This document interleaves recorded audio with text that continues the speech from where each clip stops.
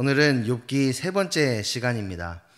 지난주 욥기 두 번째 시간에는 우리 삶 가운데에 언제나 존재하는 고난에 올바르게 대처하는 방법에 대해서 배웠는데, 욥은 엄청난 고난과 고통 속에서도 하나님을 경외하는 마음을 잊지 않고 주신 이도 하나님이시고 거두신 이도 하나님이시라는 그 놀라운 고백을 하나님께 드리면서 하나님을 예배하는 그런 올바른 고난을 대처하는 방법을 우리에게 보여주었습니다.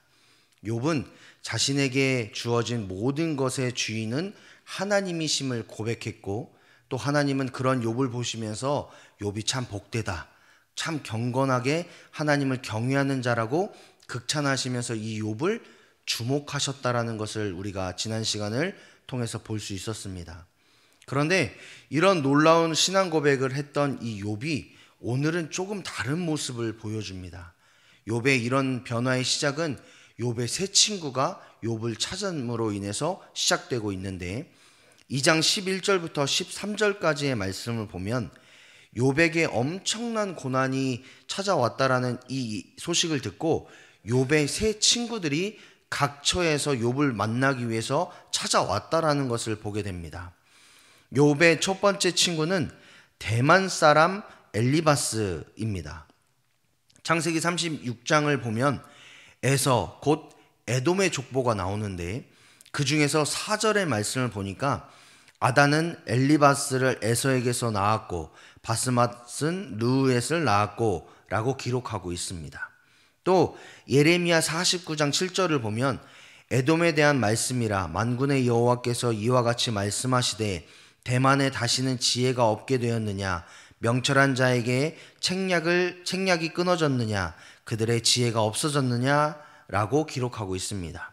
즉 대만은 에돔 지방, 그러니까 남부 지방이라고 말할 수 있는 이 에돔의 대표적인 지혜를 대표하는 땅이었고, 그 땅에 살고 있었던 이 엘리바스는 대만 사람들 중에서도 가장 지혜로운 사람으로 지칭할 수 있는 사람이 바로 엘리바스입니다.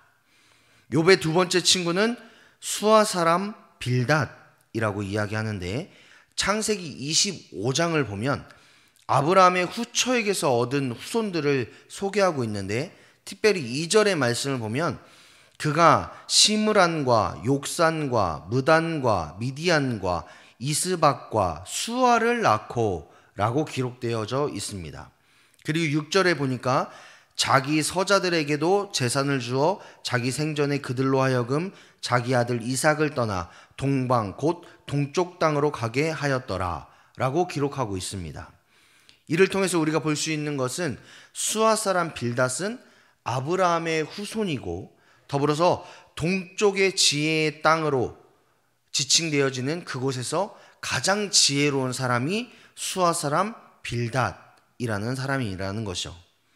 그리고 욥의 세 번째 친구는 나아마 사람 소발이라고 이야기하고 있는데, 이 나아마가 성경에서 어느 곳인지 어느 지역인지 이렇게 정확하게 지칭하는 곳이 없습니다. 다만 옛 기록들을 통해서 추측해 볼 때에 북쪽을 상징하는 땅이 나아마이지 않을까. 그래서 소발 역시도 북쪽의 지혜의 땅에서 온, 나아마에서 온 가장 지혜로운 사람으로 생각해 볼 수 있지 않을까 싶습니다. 그래서 대만 사람 엘리바스는 남쪽에 살고 있는 대표적인 지혜로운 사람, 수아 사람 빌닷은 동쪽에 살고 있었던 대표적인 지혜의 사람, 그리고 나아마 사람 소발은 북쪽에 살고 있었던 지혜로운 사람. 그러면 욥은 어느 땅에서 살고 있었던 지혜로운 사람이었을까요? 서쪽입니다. 네. 그래서 욥은 서쪽 땅에 살고 있었던 지혜로운 사람. 그래서 욥의 이 4명, 욥을 포함한 4명의 사람들은 동서남북을, 그러니까 모든 땅을 대표하는 지혜로운 사람들이라고 지칭할 수 있었던 그런 사람들이었다라는 거죠. 그래서 이 욥기를 쭉 읽어보면은 욥과 3명의 친구들이 각자가 생각하고 있는 지혜들을 가지고 서로 논쟁하는 모습들을 보게 되는데, 이 모습들이 그 당시 사람들이 가지고 있었던 지혜, 더불어서 그 사람들이 생각하고 있는 사고방식, 그리고 그들이 취해야 되는 지혜의 모든 이면들을 살펴볼 수 있는 그런 내용이 되는 구절이 이제 욥기 쭉 읽어보시면 나오고 있습니다. 그런 지혜자 중에 욥이 고난을 당했다라는 이 소식을 듣고 세 명의 친구들이 이 욥을 보기 위해, 욥을 만나기 위해, 또 욥을 위로하고 격려하기 위해서 먼 길을 마다하지 않고 찾아옵니다. 그런데 문제는 뭐냐? 이 욥이 당하고 있는 이 고난과 아픔이 너무 크기 때문에 그들이 어떠한 말도 하지 못했다라는 겁니다. 12절의 말씀을 보니까 그들이 일제히 소리 지르고 울고 자기 겉옷을 찢고 하늘을 향해 티끌을 날리며 자기 위에 뿌렸다라고 말씀하고 있는데, 이렇게 행동한 이유가 뭐냐? 그 자신들의 친한 친구 욥이 겪고 있는 그 고난과 어려움들이 자기들이 봤을 때도 너무나도 크기 때문에 그들이 절망하고 어려움을 당하고 너무나도 좌절할 수밖에 없는 상황이다라는 것을 표현하기 위해서 그렇다는 것이죠. 그리고 나서 2장 13절의 말씀을 보니까 그들이 밤낮 7일 동안 그와 함께 땅에 앉았으나 욥의 고통이 심함을 보고 그에게 한마디도 말하는 자가 없었다라고 표현하고 있습니다. 즉 욥이 받고 있는 이 고난의 정도가 너무너무 커서 이루 말할 수 없을 정도로 그가 어려움을 당하고 있었기 때문에 이 세 친구들이 욥에게 선뜻 다가가서 위로하지도 못하고 그를 격려하지도 못하고 고난이 쉽게 지나갈 거다 이런 말조차도 하지 못할 정도로 그런 어려움을, 그 욥이 당하고 있는 그 어려움을 볼 수밖에 없었다라는 것을 이 본문은 이야기하고 있습니다. 다만 욥의 주변을 지키면서 친구들이 욥이 말할 때를 기다려주고 있었다라는 것을 보게 되는 거죠. 그렇게 7일이 지나고 욥이 드디어 입을 열기 시작하는데 그 내용이 욥기 3장의 말씀입니다. 새 친구들을 만나기 전까지 욥은 끝까지 신앙을 지키고 믿음을 지키면서 입술로 죄를 짓지 않겠다라는 강단 있는 신앙인의 모습을 보여줬습니다. 그리고 주신이도 하나님이시고 거두신이도 하나님이시다라는 그 위대한 고백을 했던 사람이 바로 욥입니다. 그런데 그가 새 친구들을 만나고 그 고난의 시간을 일주일 이상의 시간을 겪으면서 그가 어떤 말을 했냐라고 했을 때에 하나님 찬양합니다. 하나님 감사합니다. 고난도 내게 유익입니다. 고난 중에서도 하나님만 찾고 예배하고 하나님을 의지하겠습니다. 하나님 사랑합니다. 라고 믿음의 고백을 했다라면 이 욥기가 여기서 딱 끝났을 텐데 그가 했던 내용은 그렇지 않습니다. 하나님 살려주세요. 하나님 더 이상 버티지 못할 것 같습니다. 더 저 좀 도와주십시오. 라고 하나님께 간구했다라고 해도 여기서 끝났을 겁니다. 그런데 문제는 욥의 입에서 나오는 말들이 원망, 불평, 저주의 말이었다라는 것을 우리는 욥기 3장을 통해서 보게 됩니다. 그런데 이 욥기 3장을 보면 저는 오히려 욥의 모습이 조금 더 인간적이고 우리와 비슷하지 않을까라는 생각이 들어집니다. 욥기 1장, 2장을 통해서 욥을 보면 욥처럼 어떻게 신앙생활 하나? 나는 욥처럼 못하는데? 라는 생각이 드는데 욥기 3장을 읽다 보면 욥도 어쩔 수 없는 사람이구나. 그래도 다행이다. 나도 이렇게 불만불평하는데 욥도 불만불평하는구나. 그래서 너무 감사하다. 이런 말들이 나올 수밖에 없는 상황이죠. 그러면 욥이 어떻게 불만했는지, 어떻게 불평했는지를 정리해보면, 그러니까 욥기 3장을 정리해보면 세 가지로 정리할 수 있는데, 첫 번째로는 그가 자신이 태어난 날을 저주합니다. 1절부터 10절까지의 말씀인데 그가 태어난 날을 어떻게 저주하느냐를 보면 우리는 사람이 태어난 날을 생일이라고 부릅니다. 그리고 그 생일을 축하하기도 하고 맛있는 음식도 먹고 그 축복된 날을 서로 기념하고 선물도 주고받기도 하죠. 저희 첫째, 둘째, 셋째 딸이 있는데 첫째는 그나마 좀 덜한데요. 둘째와 셋째는 이제 자기들의 생일이 10월 그리고 12월인데 그 달이 오기도 전부터 내 생일은 도대체 언제 오냐? 왜 10월인데 내 생일이 되지 않냐, 이렇게 막 기대하면서 자기 전에 한 10분 20분 그거 갖고 수다를 떱니다. 자기 생일은 도대체 언제 오냐, 자기가 눈 뜨고 내일 아침에 눈을 뜨면 내 생일이 오는 거냐, 뭐 이렇게 이야기를 하는데 절대로 그런 날이 되지 않죠. 딱 정해진 그날이 돼야지만 생일이 되는데, 그 어린 아이들도 자신의 생일을 기대하고 또 축하받을 것을, 또 어떤 축하를 받을지 너무 기대하는 그 마음으로 생일을 기다리는 게 일반적인 사람들인데, 욥을 보면 자신이 태어난 그 날을 저주하는 것을 보게 됩니다. 뿐만 아니라 자신이 태어난 날을 창조하신 하나님마저도 그가 저주하고 있는 것을 보게 됩니다. 4절의 말씀을 보니까 그날이 캄캄하였더라면, 하나님이 위에서 돌아보지 않으셨더라면, 빛도 그날을 비추지 않았더라면, 이렇게 말씀하고 있습니다. 여기서 캄캄하다라는 이 단어들은 어둡다라는 의미보다는 죽음의 그림자가 그날에 드리웠더라면, 멸망하였더라면, 차라리 창조되지 않았더라면, 이런 의미를 갖습니다. 그러니까 욥은 스스로 태어난 날이 존재하지 않았더라면, 하나님께서 그날을 창조하시지 않았더라면, 왜 하나님이 부지런하셔서 그날을 창조하셔서 내가 이런 고통과 고난을 당하게 하나님 하셨습니까? 라고 하나님을 원망하고 불평하고 있는 것을 보게 됩니다. 욥은 자신이 태어난 날을 저주하면서, 그리고 그날을 창조하신 하나님께 원망불평하면서, 하나님, 내가 이런 고난을 당하는 것이 내 탓도 있지만 하나님 탓도 있습니다 라고 말하고 있습니다. 두 번째로는 11절부터 19절까지의 말씀을 통해서 자신의 출생을 저주합니다. 가정에서 아이가 태어나는 것과 그리고 그 아이가 자라나는 것은 너무나 축복된 일입니다. 그 축복된 일은 과거에도, 그리고 현재에도, 미래에도 동일할 것입니다. 그런데 욥은 자신이 생명을 가지고 태어난 이 출생 자체를 부정하는 겁니다. 11절의 말씀을 보니까 어찌하여 내가 태에서 죽어 나오지 아니하였던가, 어찌하여 내 어머니가 해산할 때에 내가 숨지지 아니하였던가 라고 말하면서 자신이 태어난 것, 더불어서 자신을 건강하게 낳아준 이 부모님까지도 원망하고 불평하고 있는 것을 보게 됩니다. 드라마나 현실에서 보면 사춘기를 겪고 있는 이 자녀들이 부모님에게 간혹 나한테 해준 게 뭐가 있어요? 낳기만 하면 끝이에요. 막 이렇게 말하는 것들을 우리가 종종 보잖아요.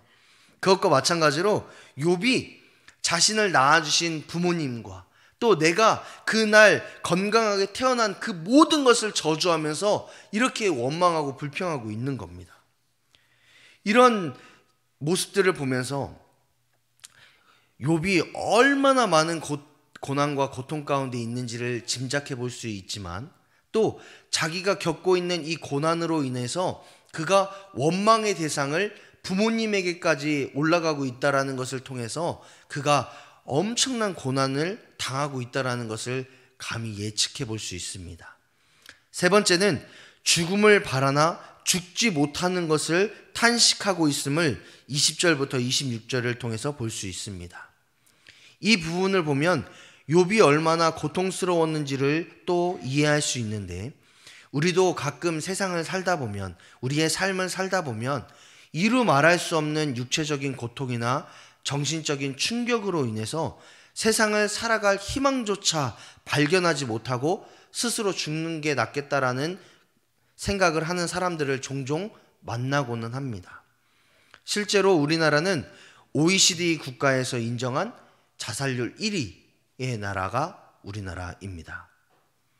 고난과 어려움으로 인해서 스스로 삶을 포기하는 사람들이 늘어나고 있는 것이 현실입니다.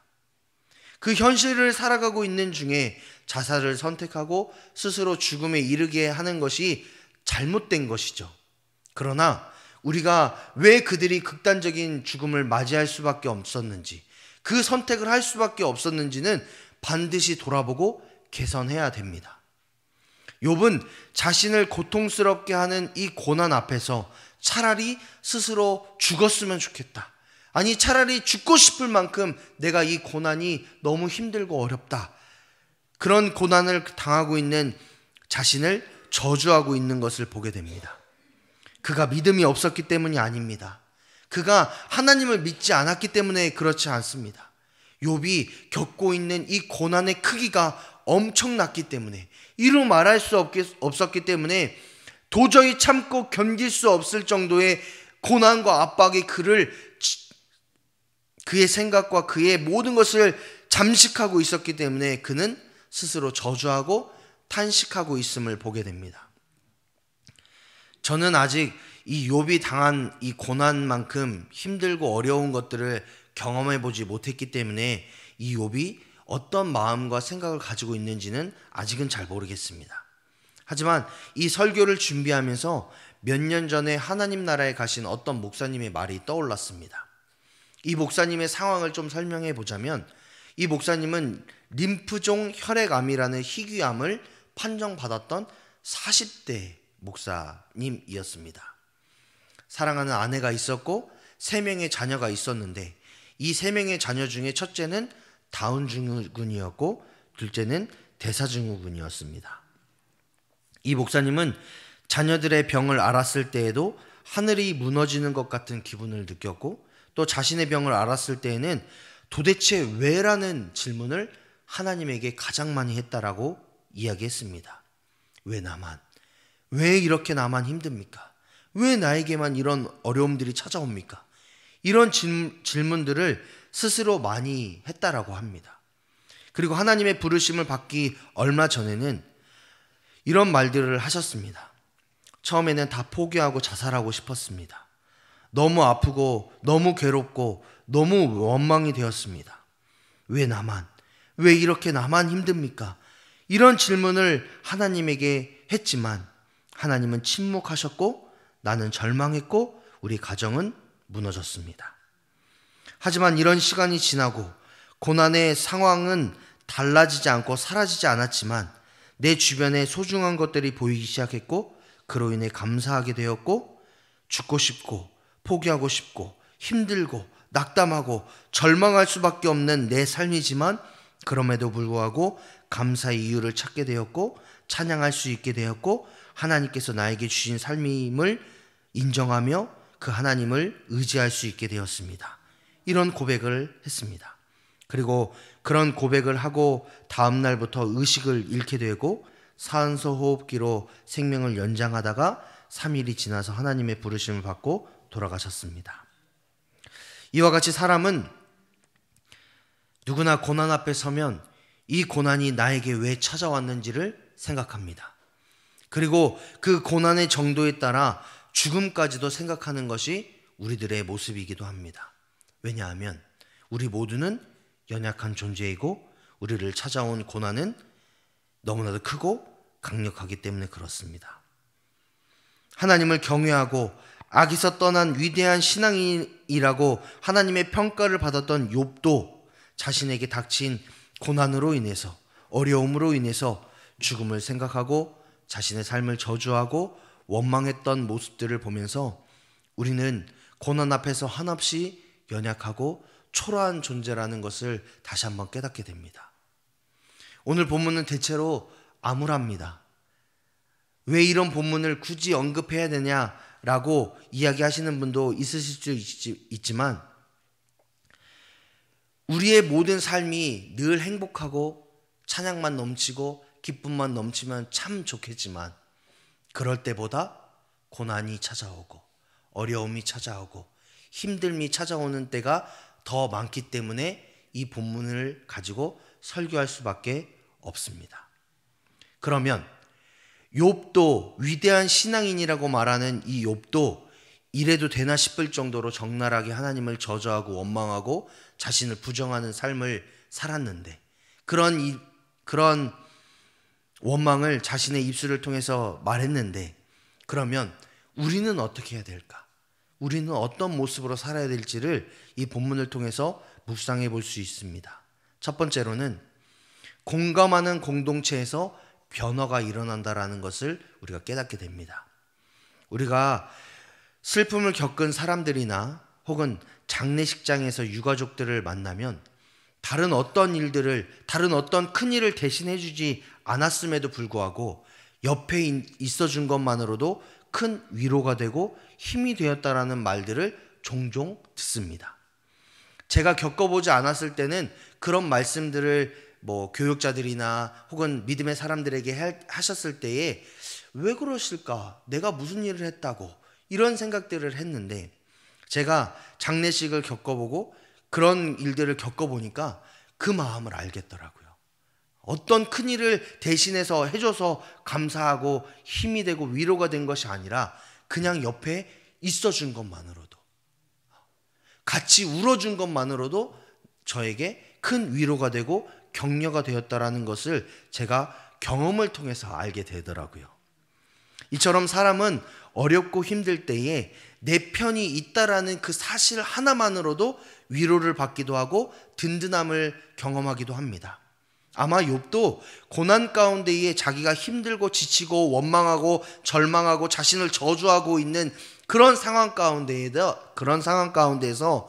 욥을 위로하기 위해, 격려하기 위해 먼 거리를 달려와 준 이 세 친구로 인하여서 그가 큰 위로와 격려를 받았을 것입니다.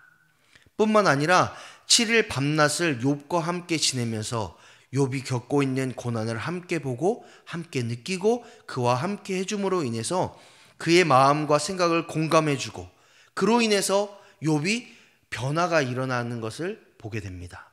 물론 친구들이 오기 전까지는 욥이 하나님에 대한 믿음과 또한 위대한 신앙을 고백했기 때문에 그 친구들이 악영향을 끼친 건 아니냐, 왜 욥이 이 세 친구를 만나자마자 자신이 태어난 날을 저주하고 출생을 저주하고 스스로 죽지 못한, 그리고 하나님까지 원망하고 불평하고 저주하고 있느냐, 그래서 이 세 친구를 만나지 않는 것이 더 낫지 않겠느냐라고 말씀하실 수도 있을 것입니다. 그러나 이 모든 변화의 시작은 자신을 객관적으로 볼 때부터 시작된다라는 것을 사회학자들이 이야기하잖아요. 그것과 마찬가지로 욥은 고난 앞에서 신실한 신앙을 고백했던 사람이지만 세 친구들의 방문을 통해서 자신의 속마음을 조금 더 정직하고 솔직하게 본 겁니다. 그리고 그로 인해서 자신이 느끼지 못했던 그 솔직한 감정들을 다 내어놓기 시작한 거죠. 그로 인해서 하나님 앞에 정직한 사람으로 설 수 있었던 겁니다. 하나님 앞에 자신의 원망과 불평과 저주의 말까지 다 내어놓고 자신의 감정들을 토설함으로 인해서 하나님 앞에 욥이라는 사람이 정직하게 설 수 있었다는 거죠. 이런 욥의 변화는 이후에 세 친구들의 논쟁을 거치고 또 하나님 앞에 섬으로 인해서 하나님의 음성을 듣고 또 그가 자신의 삶을 내려놓음으로 인해서 그가 조금 더 성숙하고 성장한 신앙인으로 한 번 더 발디듬하는, 성장하고 성숙해지는 그런 원동력이 되는 그런 시간을 갖게 됩니다. 세 친구가 어떤 큰 역할을 했기 때문에 고난과 어려움을 겪었던 욥이 변화된다라는 것은 이야기할 수 없습니다. 그러나 그들의 등장으로 인해서 욥이 조금 더 정직하고 조금 더 진실하게 하나님 앞에 설 수 있었다라는 것은 기정사실이다라는 것이죠. 이런 공감의 공동체가 저와 여러분이 그리고 우리 한우리교회가 되어야 될 줄 믿습니다.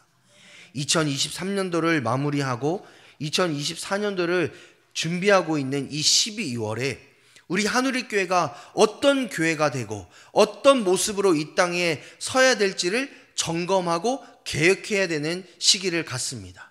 특별히 우리가 사무총회를 앞두고 있잖아요. 그 사무총회를 앞두면서 우리가 어떤 교회로 다시 한번 2024년도를 살아가야 될지를 한번 기도하며 점검해보고 계획해야 됩니다.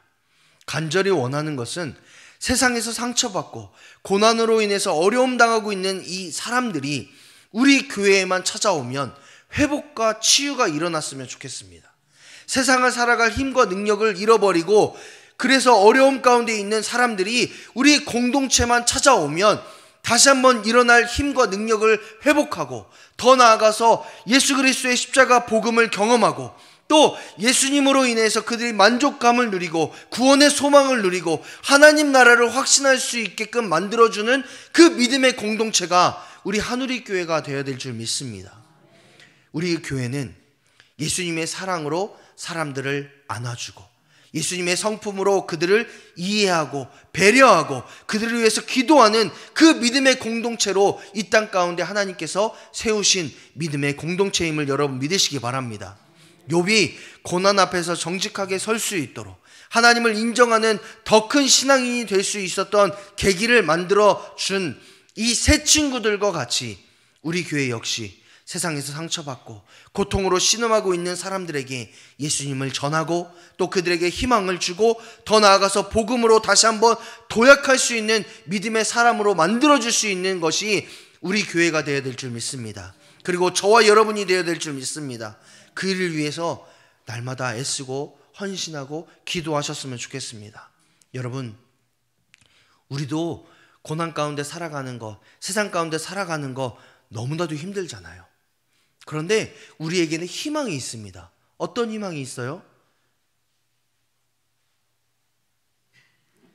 어떤 희망이 있으시죠? 하나님이 내 아버지 되심이 우리에게 희망이 되잖아요. 세상은 줄 수 없는, 세상은 자랑할 수 없는 그 희망이 우리에게 있잖아요. 저에게만 있습니까? 네. 우리에게는 희망이 있습니다. 왜냐? 우리 하나님 아버지가 나의 아버지 되시니까. 그런데 세상은 희망이 없어요. 왜? 그들은 하나님을 알지 못하니까요. 그럼 우리 공동체, 저와 여러분은 어떤 사람이 되어야 될까요? 희망 대신 하나님을 의지하는 사람? 그렇죠. 그런 사람이 되어야 됩니다.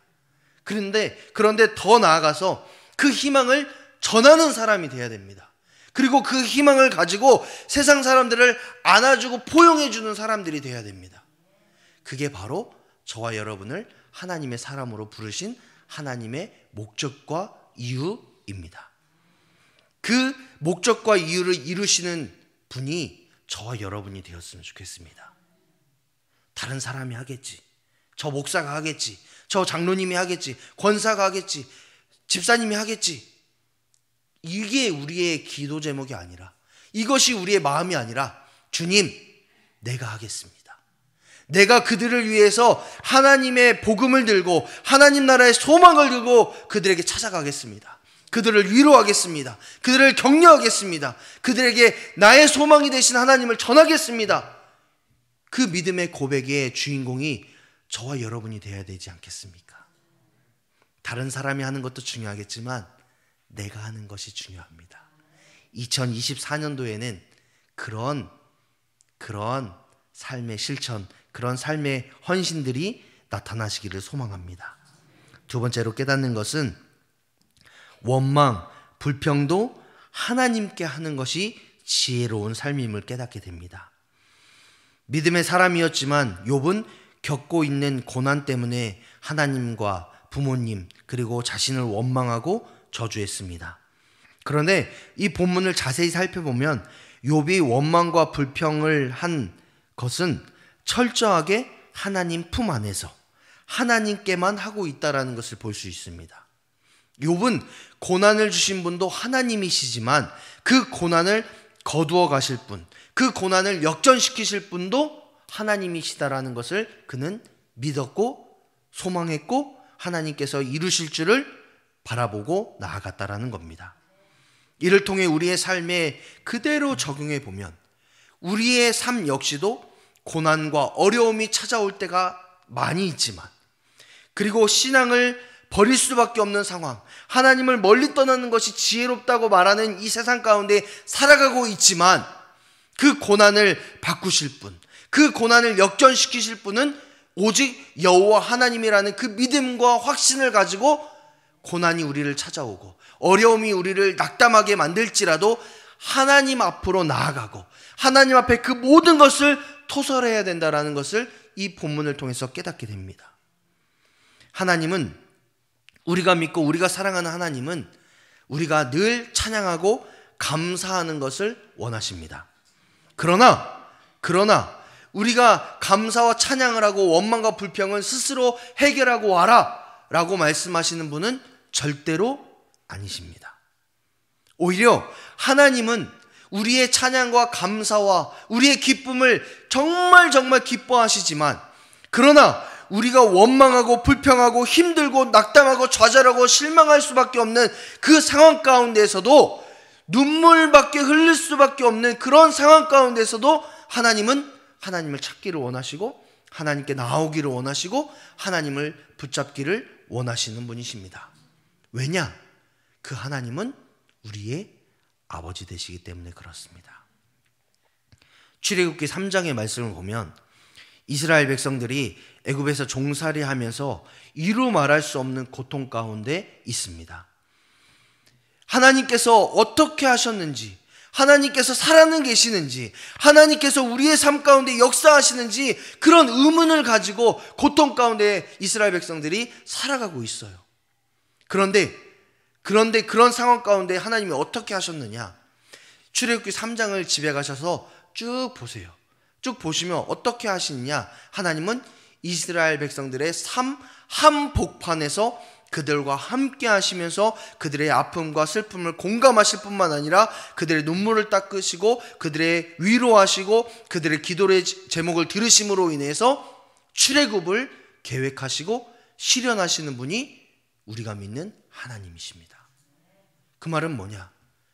우리가 어려움 가운데 있을 때에, 힘듦 가운데 있을 때에, 고통 가운데 있을 때에 하나님은 저 위에 하나님 나라에서 그래 어떻게 하나 보자, 그래 잘 살고 있네, 그 고통 왜 그것도 못 견뎌, 이렇게 하시는 분이 아니라 우리의 삶 한복판에 찾아오셔서 우리가 겪고 있는 고난과 어려움을 공감하시면서 우리와 동행하시면서 함께 눈물을 흘리시면서 기쁨과 슬픔도 행복도 어려움도 같이 겪으시는 분이 저와 여러분을 사랑하시고 구원하시는 하나님 아버지이심을 여러분 믿으시기 바랍니다. 그렇기 때문에 하나님은 자녀인 우리가 고난 가운데 아파하고 있고 어려움 가운데 무너지고 있을 때에 가만히 지켜보시지 않으시고 어느 누구보다 내 상황과 환경과 마음을 아시고 함께 아파하시고 그 삶의 한복판에서 함께 하시는 분이 저와 여러분이 믿으시는, 그리고 여러분이 사랑하시는, 우리를 가장 사랑하시는 하나님이심을 여러분 믿으시기 바랍니다. 하나님은 우리를 위해 가장 선한 길을 예비하시고 최고의 때에 함께 하시면서 우리가 그 길을 가도록 인도하시는 분이 저와 여러분의 하나님이십니다. 그리고 그 하나님이 그렇게 하시는 이유는 우리가 하나님의 자녀이기 때문에 그렇습니다. 따라서 우리는 감사와 찬양뿐만 아니라 원망과 불평까지도 하나님께 내어놓고 하나님의 은혜를 구해야 합니다. 그것이 하나님을 믿는 우리의 모습이 되어야 되고 우리의 신앙이 되어야 됩니다. 더불어서 하나님의 자녀인 우리의 특권입니다. 하나님께 사랑하신 여러분, 오늘 본문은 우리 하누리교회와 믿음의 사람인 우리를 향한 하나님의 말씀입니다. 이 말씀을 우리의 가슴 깊이 새겨 놓으시고 2024년도를 어떻게 살아가야 될지를 결단하시기를 소망합니다. 우리 교회는 또 믿음의 사람인 우리 한 사람 한 사람은 세상 속에서 세상은 줄 수 없는 하나님의 위로와 복음을 전하는 믿음의 공동체이자 믿음의 사람인 줄을 여러분 믿으시기 바랍니다. 또한 우리 역시 모든 상황 속에서 오직 하나님만 바라보고 하나님을 진실하게 찾고 의지해야 되는 하나님의 자녀임을 여러분 기억하시기를 바랍니다. 우리가 하나님을 찾을 때에, 우리가 고난과 어려움 가운데에서 하나님을 의지할 때에 하나님은 저와 여러분의 삶을 가장 선한 길로, 가장 좋은 길로 인도하실 줄 믿습니다. 그것이 바로 하나님 아버지의 마음이고 우리를 향하신 하나님의 뜻, 하나님의 계획입니다. 그 하나님을 의지하시고 소망하심으로 2024년도를 승리하시는 저와 여러분의 삶이 되시기를 축복합니다.